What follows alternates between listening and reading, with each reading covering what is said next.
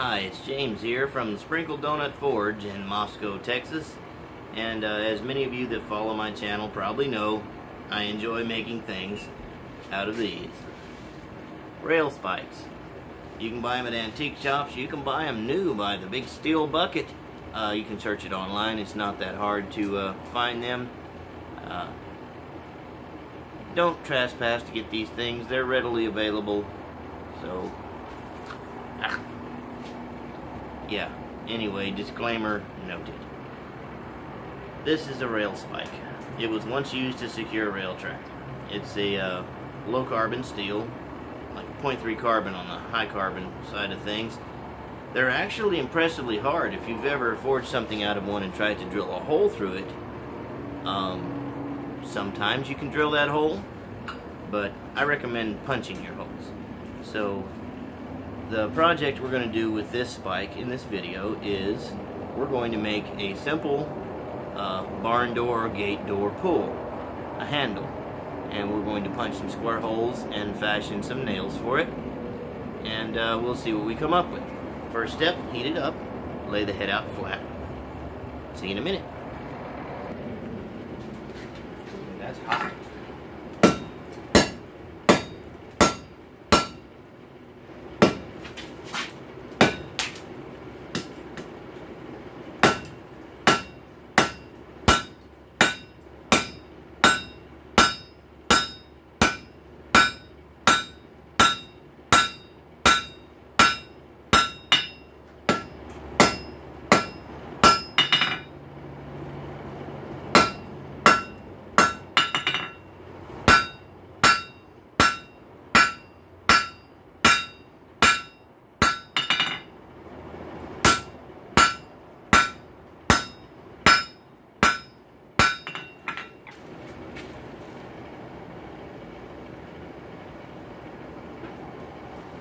We don't want to get any cold shuts in there, so a little borax from the borax bucket.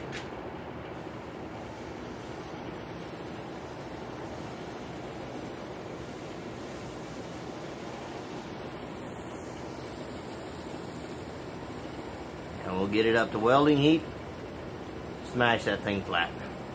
See you in a minute.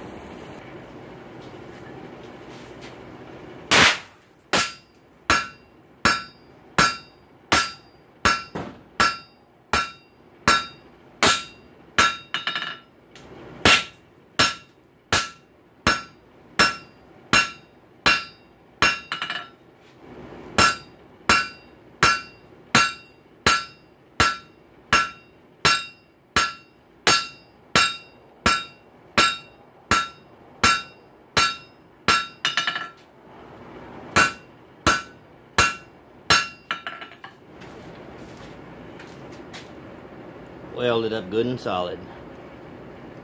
See you in a minute. Alright, here we go.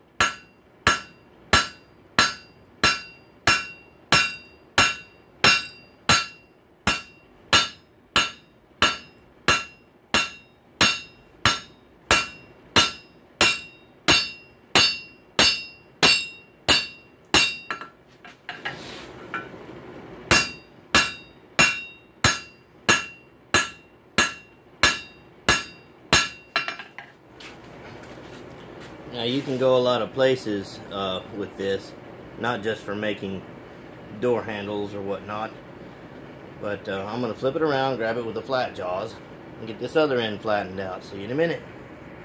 Alright, let's get to work.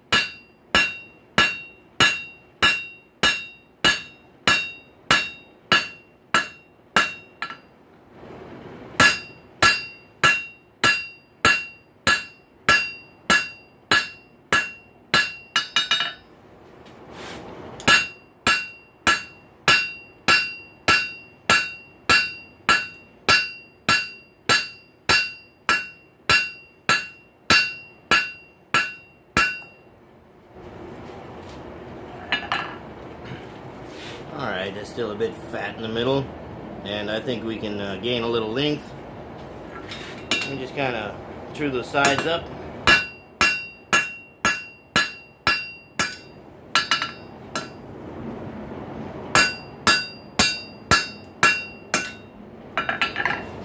Alright, I'll get it back here. See you in a minute. Do a little side work.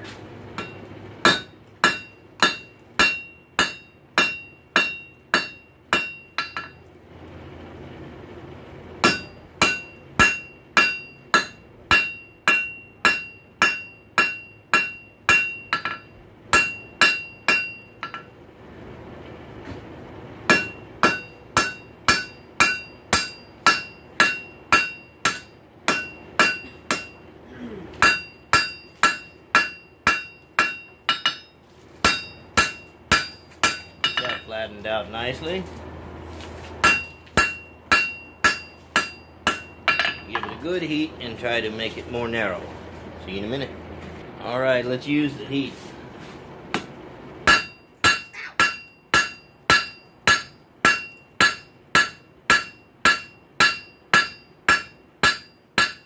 Sorry about the flying scale, my dear.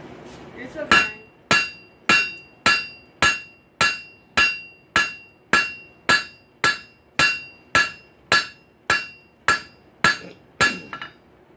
Bad one or a little one?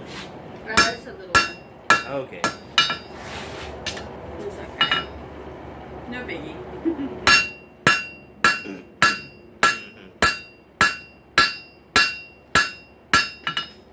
For those of you watching at home, folks, be sure that everyone in your blacksmith shop knows that stuff flies when you hammer. And make sure that they accept the possibility of getting flying hot things coming at them. Like me. My wife is a seasoned professional. She's had scale on her from almost every type of metal you can imagine. Alright, we're getting there.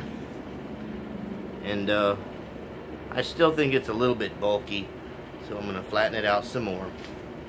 We'll see you in a minute. Alright, I'm going to work on the bottom half.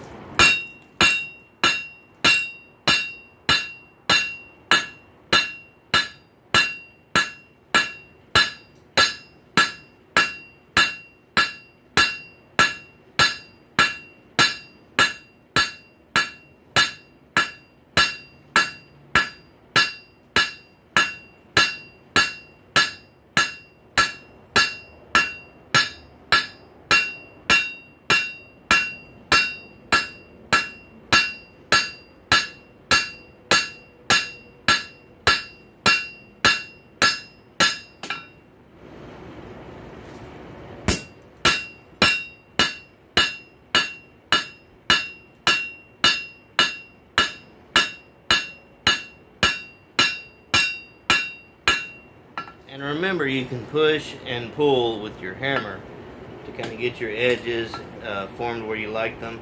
You see little rises during planishing when you're at a lower heat. You can knock those down.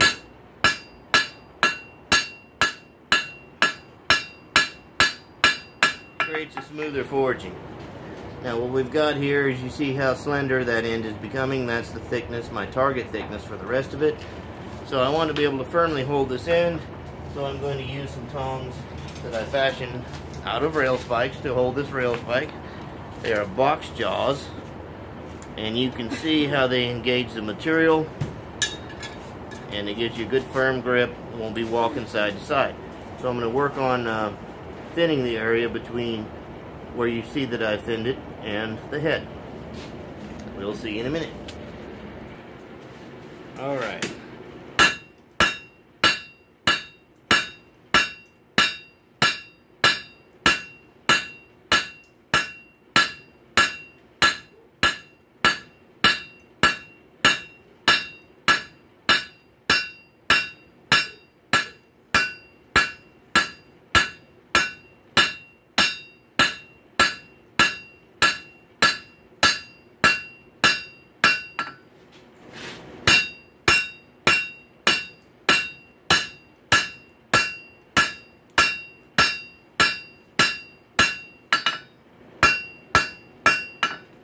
See any little pimples rising up? Knock them down.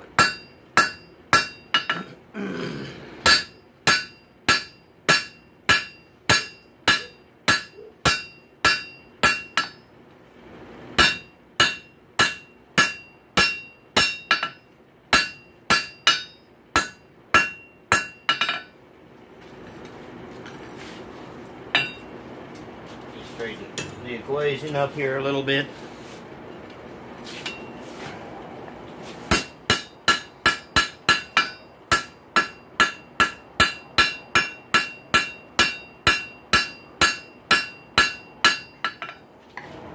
Now there you got your handle blank. It's very simple. You can texture it, you can scroll the end, you can do a lot to it. We're going for the basics here. So the next step is going to be to punch some holes. What I'm going to do is I'm going to take my center punch and mark those locations where I choose to put the holes. Mark them to where I can tell where I want to punch. I'm going to go about center mass in that head there.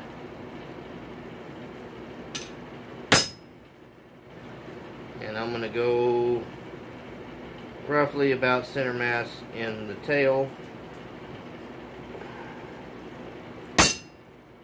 Alright. I'll show you what I've done there, and it'll be easy to identify that location when it's up to heat.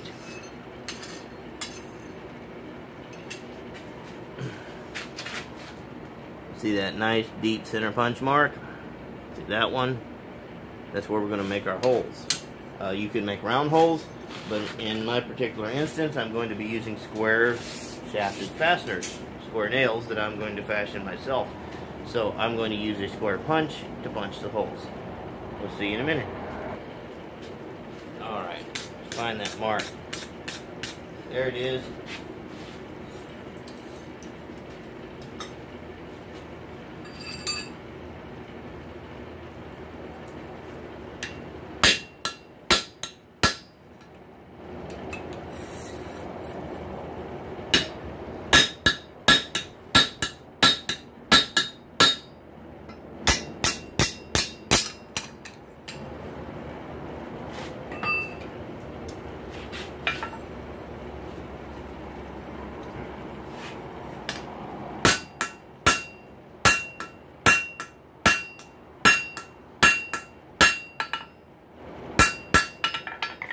Alright, I punched it until it started coming out the back, and I flattened that pimple out. Heat that up and punch it out. See you in a minute. Alright, let's create a dark spot on the back we can identify. Punching this hole against the cool anvil. Flip the workpiece over. Find that mark on the back and get it started.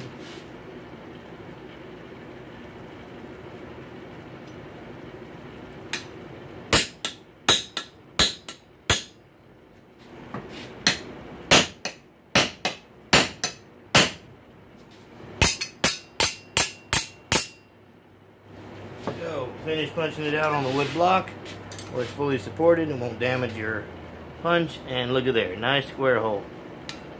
Alright, we're going to do the same thing to the other end. See you in a minute. Alright, let's find our mark. There it is, and a pretty thing too. Let's go ahead and orient the punch and get it started.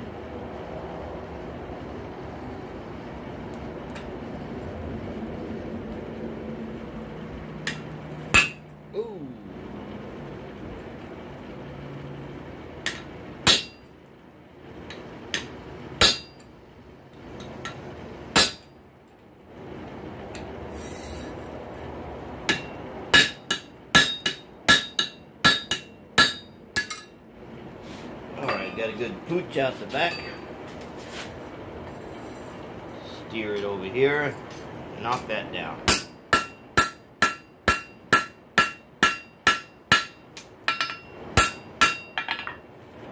So that gives you this start, see? Which is square, very thin slug. I'm going to heat it up, do the same thing. See you in a minute. Alright, here we go. We're going to punch that, flip it over.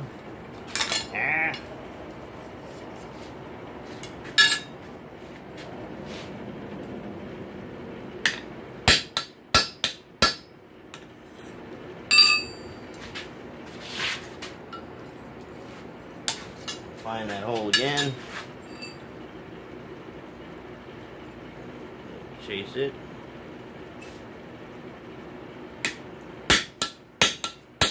And go to the block.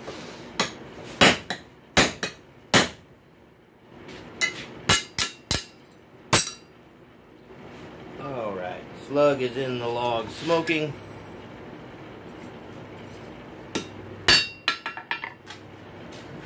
Hole achieved. Alright, now we're going to start making the form of the handle. See you in a minute. Alright, select the length of material and bend it to about 45 degrees over the edge of the anvil.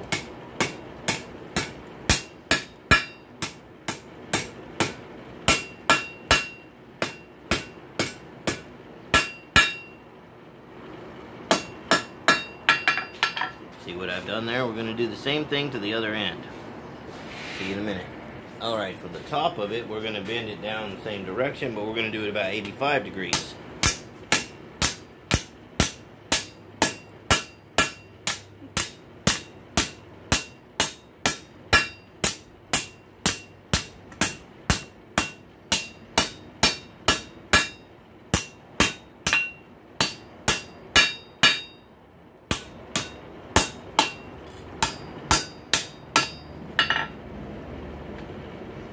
You want it a little more extreme than the bottom of the handle because the top of the handle has to swoop out and then go gracefully to the end.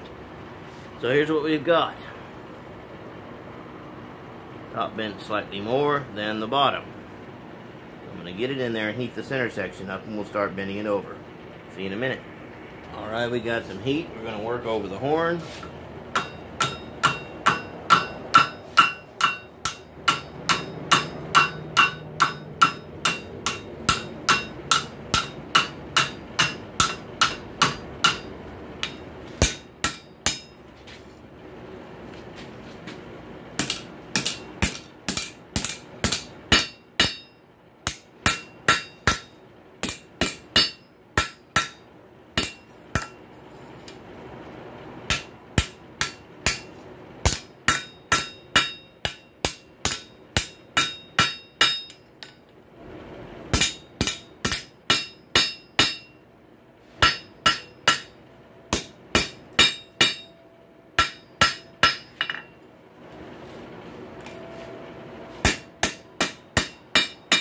Try to get those ends to sit flat together,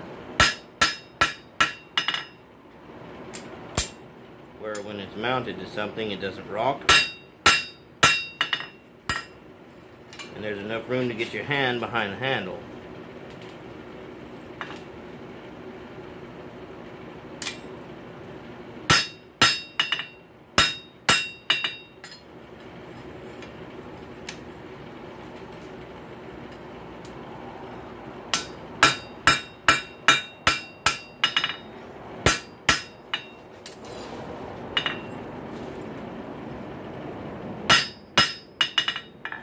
Let's quench that off.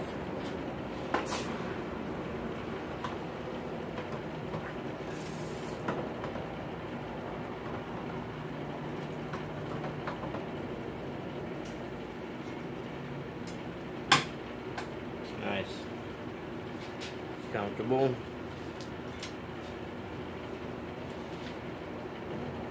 wasn't hot, but it's still warm, and I want to fumble it around a little bit, so here we go. Get a rag and wipe this off. Rags, valuable commodities. There are many degrees of dirty before a rag is unusable. And there's how to make a nice rustic gate or door handle from the humble rail spike.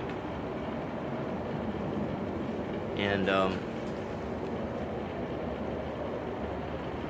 I'm going to make some nails for this. I'm not going to do that in this video. And I'm going to clean it up and give it a nice hot oil finish. And this is going to be the reward for my 200 subscriber giveaway. And the only stipulation to enter this giveaway is to subscribe to one YouTuber, a guy I happen to like a lot. He just made a really fantastic rail spike reverse twist knife, and it's Dylan Shook over at Safety Third Forge. All you got to do is sub to him and write in the comments "done," and you will be entered into the giveaway for this rail spike handle, which will come with the nails. And I will announce the winner at the last day of the month when I will hold the drawing. And check out Dylan on his video on that rail spike knife. That's really cool. And give him a sub, write "done," and you could win this. Well, that's all I've got for this evening. I hope you gleaned something from this, and I hope you enjoyed seeing yet another use for the miraculous rail spike. And we'll see you next time. Bye.